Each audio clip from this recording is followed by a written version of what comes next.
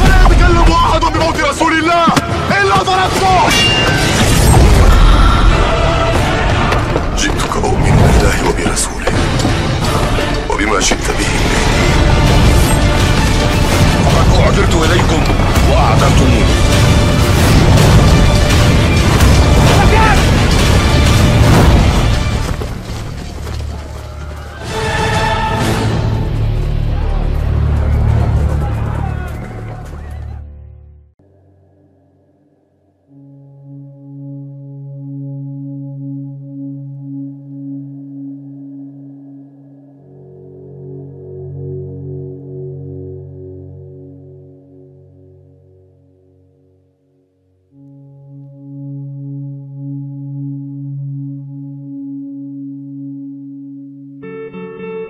Malam itu, di bawah cahaya bulan yang membelah langit Madinah, Rasulullah duduk di tengah-tengah para sahabatnya. Wajah beliau bersinar penuh wibawa. Namun malam itu ada nuansa berbeda, seolah angin membawa kabar besar yang menyesakkan dada siapapun yang hadir. Para sahabat menundukkan kepala, menunggu dengan napas tertahan. Rasulullah lalu mulai berbicara. Suaranya tenang namun menggetarkan hati. Seakan setiap kata yang terucap adalah kabar dari masa depan yang penuh gejolak. Wahai sahabat-sahabatku, beliau Rasulullah memulai, akan datang suatu masa di mana dunia dipenuhi oleh kezaliman dan kesesatan. Manusia bertarung demi hawa nafsunya, bumi dilanda peperangan, fitnah merajalela, dan darah menjadi murah. Suasana menjadi berat. Para sahabat saling memandang dengan wajah pucat, membayangkan masa kelam itu. Dengan jeda yang teratur, Rasulullah melanjutkan, namun Allah Subhanahu wa Ta'ala dengan rahmatnya tidak membiarkan bumi tenggelam dalam kezaliman. Dia akan mengutus seorang lelaki dari keturunanku, namanya seperti namaku, Muhammad bin Abdullah. Ia adalah Al-Mahdi. Desiran angin malam terasa seperti bisikan takdir yang mendekat. Al-Mahdi akan muncul ketika umat manusia telah hampir putus asa. Di tengah kekacauan, ia akan bangkit membawa keadilan, menegakkan kebenaran, dan menghancurkan kezaliman. Mata Rasulullah berkaca-kaca, namun suaranya semakin menguat, seakan ingin menanamkan bayangan itu dalam jiwa para sahabat. Namun belum selesai. Beliau Rasulullah mengangkat tangannya ke langit, seakan menunjuk ke arah masa depan, lalu bersabda dengan nada yang lebih dalam dan menggetarkan. Ketika Al-Mahdi tengah memimpin umatku, di tengah peperangan terbesar, turunlah Isa Al-Masih, putra Maryam, dari langit, di sisi menara putih, di sebelah timur Damaskus. Detik itu, para sahabat menahan napas. Seorang lelaki suci dari langit, di tengah manusia. Rasulullah melanjutkan dengan penuh semangat, seolah-olah beliau melihat peristiwa itu di depan matanya. Isa turun dengan jubah yang berembun, rambutnya basah, seakan baru saja mandi. Ia tidak membawa misi baru, tidak membawa syariat baru. Ia datang untuk menguatkan Islam, menghancurkan salib, membunuh Dajjal, dan menghapuskan jizyah. Dengan penuh gairah, Rasulullah menjelaskan bahwa Imam Mahdi dan Isa Al-Masih tidak berseteru. Tidak, mereka bersatu. Dua kekuatan suci dari langit dan bumi akan bergandengan tangan. Satu memimpin salat, yang lain berdiri di belakang sebagai makmum, merendahkan dirinya kepada syariat yang dibawa Rasulullah Muhammad Rasulullah. Ketika Al-Mahdi menawarkan kepadanya untuk menjadi imam, ujar Rasulullah dengan mata berkilat. Isa menolak dengan penuh kerendahan hati. Ia berkata, "Kamu yang memimpin, karena salat ini ditegakkan untukmu." Suasana menjadi sangat mencekam. Para sahabat membayangkan pemandangan itu. Sang putra Maryam berdiri di belakang Al-Mahdi. Seluruh umat bersujud dalam satu barisan, seolah-olah bumi dan langit bersatu dalam ibadah yang penuh kehusyukan. Setelah salat, mereka bersama-sama memimpin umat Islam, menyiapkan pasukan suci untuk menghadapi Dajjal, sang fitnah terbesar dalam sejarah manusia. Pertempuran itu bukan sekadar adu kekuatan fisik, tetapi juga benturan kebenaran dan kebatilan. Di tangan Isa Al-Masihlah, Dajjal akan dibunuh dan dunia akan dibersihkan dari penyesatan. Rasulullah mengakhiri sabdanya malam itu dengan suara yang bergetar namun penuh harap. Setelah itu, keamanan dan kedamaian akan memenuhi bumi. Harta melimpah, permusuhan lenyap, dan manusia kembali kepada fitrah kebenaran. Para sahabat terdiam, tubuh mereka gemetar, bukan karena dingin, tetapi karena dahsyatnya kabar itu. Malam itu, di bawah langit Madinah yang bertabur bintang, masa depan umat Islam tergambar dalam narasi Rasulullah. Masa penuh pertarungan dan kemenangan yang hanya bisa diraih oleh keimanan yang sejati. Dengan anggukan tenang, Rasulullah memandang satu persatu wajah para sahabat yang terdiam kaku, seolah membekukan waktu. Beliau Rasulullah kemudian melanjutkan kisah itu, kini dengan nada lebih berat, lebih mencekam. Ketika Isa Al-Masih turun, ujar beliau Rasulullah, ia akan mencari Dajjal. Isa tidak beristirahat, tidak berhenti, hingga ia menemukan makhluk laknat itu di Babul Lud, sebuah gerbang di wilayah Syam. Dalam imajinasi para sahabat, tergambar sosok Dajjal yang tinggi, mata kanannya buta, penuh tipu daya, menebarkan fitnah yang menyesatkan banyak manusia, bahkan sebagian orang yang sebelumnya beriman. Keadaan menjadi sangat genting. Umat Islam di bawah Imam Mahdi menguatkan barisan mereka, bersiap menghadapi perang akbar yang telah dinubuatkan sejak dahulu kala. Rasulullah menggambarkan suasana pertempuran itu. Dajjal memimpin pasukan besar, penuh kekuatan duniawi, dengan tipu muslihat yang mengelabui mata. Sebagian manusia tunduk kepadanya, terpesona oleh keajaiban semu yang ia pertontonkan.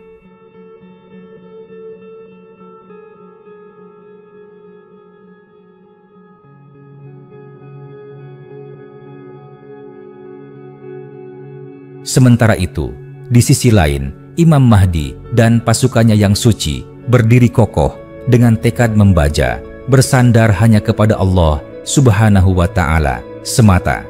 Teriakan takbir membelah langit. Allahu Akbar, Allahu Akbar. Suara itu mengguncang bumi dan langit, seperti guntur yang memanggil hujan, seperti suara para malaikat menyerukan kemenangan. Lalu, dalam ketegangan yang memuncak, Isa Al-Masih maju ke depan. Matanya tajam menatap Dajjal tanpa rasa gentar sedikit pun. Dajjal yang selama ini merasa tak terkalahkan, kini gemetar, seperti gunung es yang mencair di hadapan api yang membara.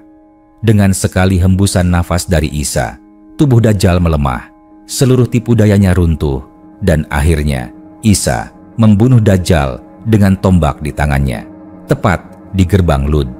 Darah Dajjal mengotori tanah, dan fitnah terbesar sepanjang zaman itu berakhir. Rasulullah berhenti sejenak, membiarkan imajinasi para sahabat menghidupkan adegan itu. Seperti nyata, seperti mereka sendiri yang menjadi saksi. Beliau Rasulullah kemudian berkata, suaranya menjadi lebih tenang, penuh harapan. Setelah itu, manusia akan hidup dalam kedamaian. Tidak ada permusuhan, tidak ada kebencian, segala bumi dipenuhi keberkahan, harta melimpah ruah, hingga tidak ada lagi orang yang mau menerima zakat. Senyum kelegaan membias di wajah beliau Rasulullah, seolah beliau dapat melihat dari kejauhan dunia yang akhirnya damai di bawah naungan keadilan Allah Subhanahu wa Ta'ala. Isa Al-Masih akan memimpin umat bersama Imam Mahdi hingga akhirnya waktu yang telah ditentukan datang.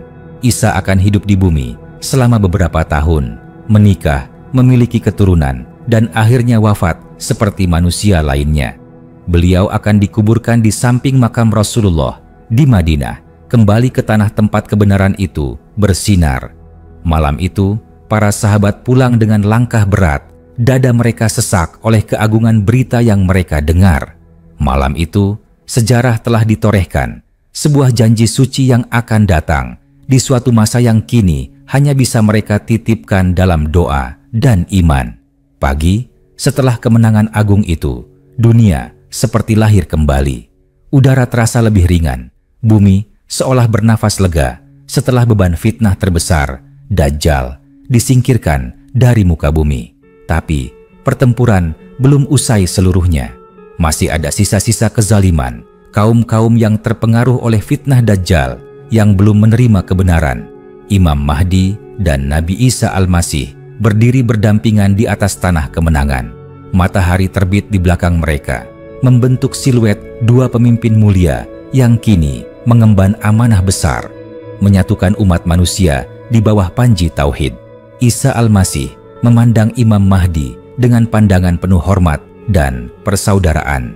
Dalam suara yang tenang tapi menggelegar ke dalam hati, beliau berkata, "Wahai Mahdi, inilah janji yang telah disampaikan oleh Nabi terakhir, Muhammad Rasulullah, kini terpenuhi. Kini waktunya kita menegakkan kebenaran, memadamkan sisa-sisa kezaliman yang masih tersisa di sudut bumi ini." Imam Mahdi menundukkan kepala, matanya berkaca-kaca. Ia tahu dirinya bukanlah sekadar pemimpin biasa. Ia adalah pelanjut cita-cita Rasulullah yang dalam mimpinya telah diperlihatkan peristiwa besar ini. Dengan penuh keyakinan, Imam Mahdi menjawab, "Bersamamu, wahai Ruhullah, kami akan tegakkan bumi dengan keadilan sebagaimana sebelumnya dipenuhi oleh kezaliman." Mereka mengutus pasukan-pasukan kecil ke seluruh penjuru dunia, bukan untuk menjarah atau memperbudak, tetapi untuk menyebarkan keadilan, meruntuhkan simbol-simbol kebatilan, memulihkan nilai-nilai fitrah dalam kehidupan manusia. Di seluruh penjuru dunia, lambang-lambang salib dihancurkan, tidak dengan kebencian, tapi dengan kasih dan kebenaran. Harta kekayaan dibagikan tanpa ketidakadilan.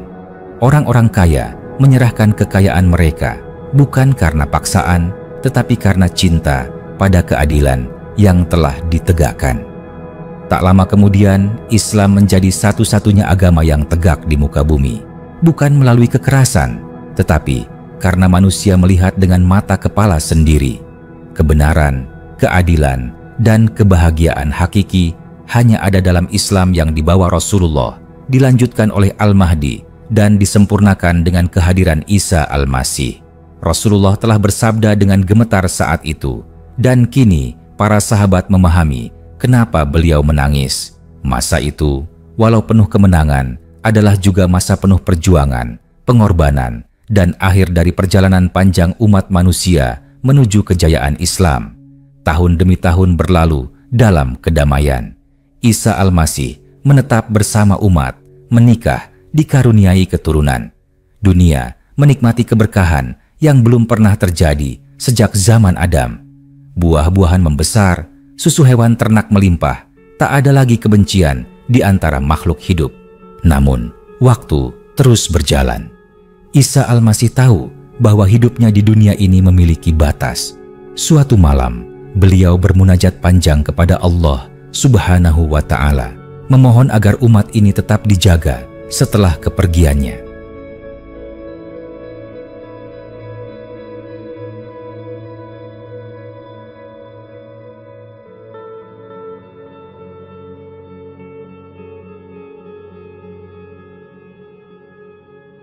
Dan akhirnya beliau wafat dengan tenang, sebagaimana wafatnya manusia-manusia pilihan sebelumnya.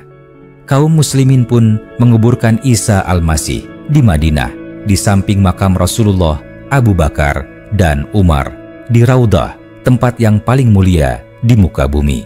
Dengan wafatnya Isa, dunia memasuki babak baru, babak ketenangan, hingga akhirnya tanda-tanda besar kiamat lainnya mulai bermunculan. Setelah wafatnya Isa Al-Masih, umat manusia memasuki masa keemasan yang belum pernah dirasakan sebelumnya. Kedamaian menyelimuti bumi. Tidak ada lagi permusuhan antar suku, tidak ada lagi kerakusan para penguasa, tidak ada lagi tangisan anak-anak karena kelaparan. Dunia seperti taman luas yang dipenuhi rahmat. Tetapi waktu terus berjalan. Matahari bergerak setia di atas kepala manusia, dan ketetapan Allah Subhanahu wa Ta'ala pun terus mendekat. Di tengah ketenangan itu, tiba-tiba langit mulai menunjukkan tanda-tanda ganjil. Angin membawa kabar aneh, burung-burung terlihat gelisah, bumi bergemuruh halus seperti bisikan kematian yang perlahan mendekat. Lalu, dari balik pegunungan tinggi, muncullah makhluk-makhluk yang tak pernah dikenal umat manusia sebelumnya, Ya'juj dan Ma'juj. Rasulullah pernah memperingatkan tentang mereka, dan kini peringatan itu menjadi nyata. Mereka adalah manusia, namun kejamnya melebihi binatang buas. Mereka berjumlah luar biasa banyak, bergerak seperti gelombang besar yang menyapu apa saja di hadapan mereka. Di mana mereka melintas, tidak ada kehidupan yang tersisa. Pepohonan tercabut, sungai mengering, desa-desa hancur rata dengan tanah. Imam Mahdi dan kaum muslimin yang tersisa menyaksikan dengan ketakutan mendalam. Mereka memahami inilah salah satu tanda besar kiamat yang tidak dapat dicegah dengan kekuatan senjata biasa. Pasukan kaum muslimin, meskipun berani dan kuat, tidak mampu melawan lautan manusia dari Ya'juj dan Ma'juj. Imam Mahdi memerintahkan umat Islam untuk mundur ke tempat-tempat yang lebih tinggi, mencari perlindungan sambil memanjatkan doa penuh air mata kepada Allah Subhanahu wa Ta'ala. Rasulullah menggambarkan saat itu dengan kata-kata penuh kesedihan. Kalian akan berlindung di pegunungan, mengangkat tangan ke langit, berdoa, menangis, meminta pertolongan. Maka Imam Mahdi pun memimpin umat dalam doa panjang, malam demi malam. Ya Allah Subhanahu wa Ta'ala, tolong kami. Kami tak berdaya melawan fitnah ini. Kami berserah diri kepadamu. Hanya Engkau tempat kami bergantung. Air mata membasahi wajah-wajah kaum mukminin. Suara tangisan mereka menyatu dengan desir angin malam yang dingin. Allah Subhanahu wa Ta'ala dalam rahmatnya yang luas mengabulkan doa mereka. Allah Subhanahu wa Ta'ala mengutus makhluk kecil, ulat-ulat kecil yang menyerang leher-leher Ya'juj dan Ma'juj ketika mereka tidur. Tanpa perlawanan, tubuh-tubuh raksasa itu rebah satu demi satu ke tanah. Esok paginya, bumi dipenuhi oleh bangkai mereka yang membusuk, memenuhi udara dengan bau busuk yang mengerikan. Kaum muslimin yang telah bersembunyi di pegunungan turun dengan penuh kehati-hatian. Melihat bumi yang berantakan, Imam Mahdi bersama umatnya sujud syukur, berterima kasih kepada Allah Subhanahu wa Ta'ala yang telah menyelamatkan mereka dari bencana besar itu. Namun, masa keemasan itu tak berlangsung lama. Perlahan-lahan, manusia kembali kepada sifat aslinya, rakus, lalai, penuh ambisi dunia. Kedamaian mulai retak, hawa nafsu kembali menguasai hati manusia, dan tanda-tanda kiamat lainnya pun bermunculan satu persatu. Terbitnya matahari dari barat, munculnya binatang aneh dari perut bumi, hilangnya iman dari hati manusia, hingga akhirnya tak tersisa lagi di muka bumi ini kecuali orang-orang paling jahat. Mereka hidup seperti binatang, tanpa mengenal Allah Subhanahu wa Ta'ala, tanpa mengenal kebenaran. Saat itulah Allah Subhanahu wa Ta'ala mengirimkan angin lembut dari arah Yaman. Angin itu menghembus ke seluruh bumi, merenggut nyawa setiap orang yang masih memiliki iman walau sebesar biji dalam hatinya. Maka tinggallah Subhanahu wa Ta'ala manusia-manusia jahat yang bersukaria dalam maksiat, dan di atas mereka kiamat yang sebenarnya pun diturunkan dalam keguncangan dan kengerian yang belum pernah ada sebelumnya. Langit terbelah, gunung-gunung beterbangan seperti kapas, lautan meluap, bumi digoncang sehebat-hebatnya. Rasulullah bersabda dengan suara bergetar, kiamat akan datang atas orang-orang terburuk yang lebih buruk dari hewan-hewan. Langit yang selama ribuan tahun menaungi bumi kini mulai retak. Awan-awan bergulung seperti ombak hitam yang bergemuruh, membentuk pusaran besar yang menutupi sinar matahari. Dunia menjadi gelap, mencekam, seolah-olah alam sendiri sedang menahan napas menunggu sesuatu yang dahsyat. Di saat itu, Israfil, malaikat yang sejak awal penciptaan telah menyiapkan dirinya untuk tugas terakhir ini, mengangkat sangkakala ke mulutnya. Ia berdiri tegap di langit ketujuh menunggu perintah yang hanya Allah Subhanahu wa Ta'ala sendiri yang mengetahuinya.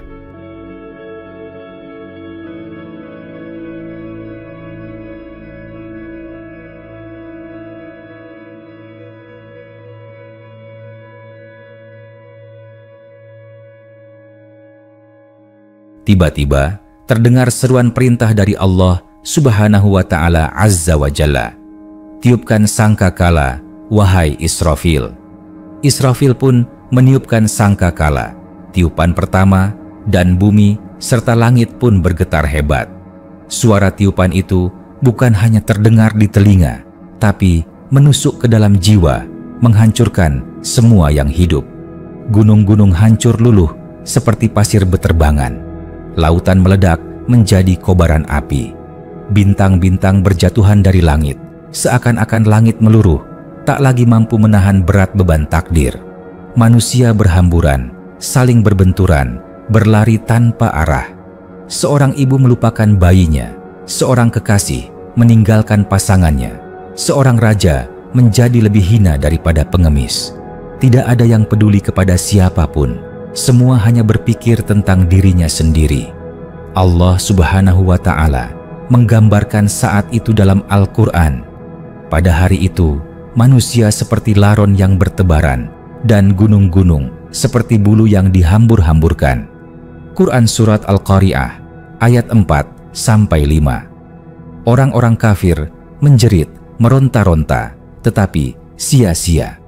Tubuh mereka terhempas oleh guncangan bumi, diterbangkan oleh badai dahsyat, lalu terjatuh dan mati mengenaskan. Binatang-binatang mati, pepohonan tercabut, dan bumi menjadi kosong, sepi, sunyi. Kemudian Allah Subhanahu wa Ta'ala memerintahkan kematian atas seluruh makhluk, malaikat, jin, manusia, binatang, semua mati. Hanya tinggal Allah Subhanahu wa Ta'ala yang maha hidup, yang maha berdiri sendiri. Di tengah kehancuran total itu, Allah Subhanahu wa Ta'ala berfirman, "Milik siapakah kerajaan pada hari ini?" Tak ada yang menjawab, tak ada yang bisa menjawab. Lalu Allah Subhanahu wa Ta'ala sendiri menjawab, "Milik Allah Subhanahu wa Ta'ala yang Maha Esa, lagi Maha Perkasa." Suasana menjadi gelap gulita.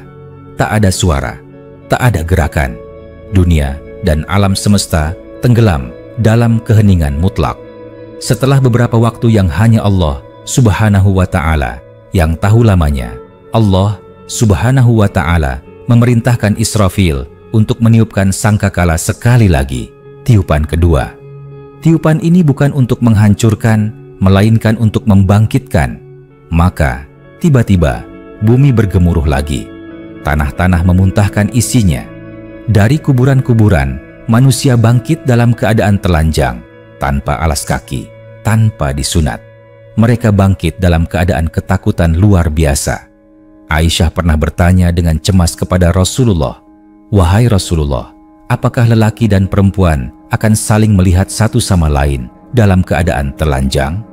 Beliau Rasulullah menjawab, "Wahai Aisyah, perkara saat itu jauh lebih dahsyat daripada sekadar saling memandang.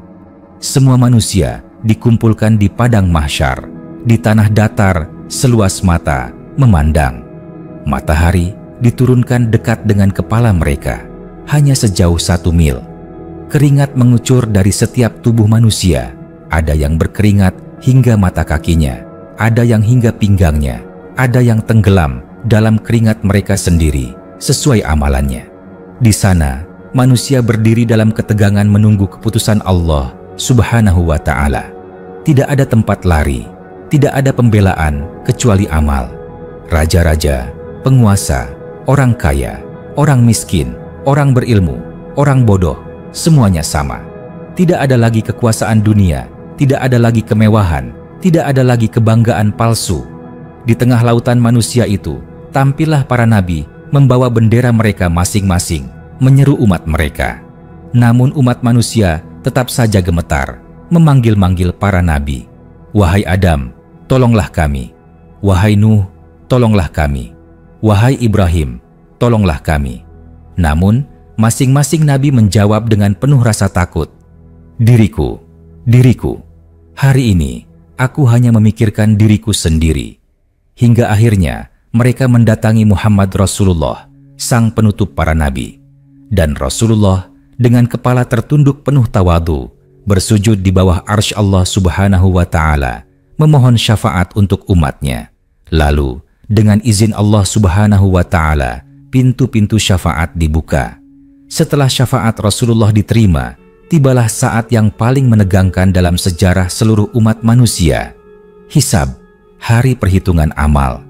Langit terbelah dan kitab-kitab catatan amal beterbangan, masing-masing melayang menuju tangan pemiliknya. Ada yang menerima catatan dari tangan kanannya. Wajah mereka bersinar penuh sukacita. Namun, ada pula yang menerima dari belakang punggungnya atau dari tangan kirinya. Wajah mereka muram, gelap, penuh ketakutan. Allah Subhanahu wa Ta'ala berfirman, "Adapun orang yang diberikan kitabnya dari sebelah kanan, maka dia akan diperiksa dengan pemeriksaan yang mudah, dan ia akan kembali kepada kaumnya dengan gembira.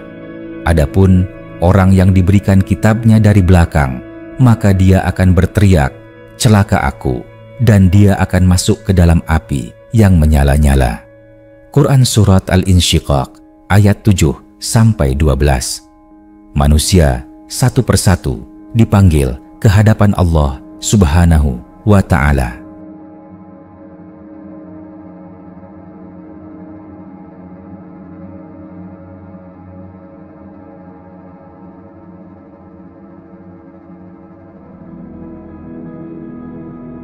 Fulan bin Fulan, majulah untuk hisabmu.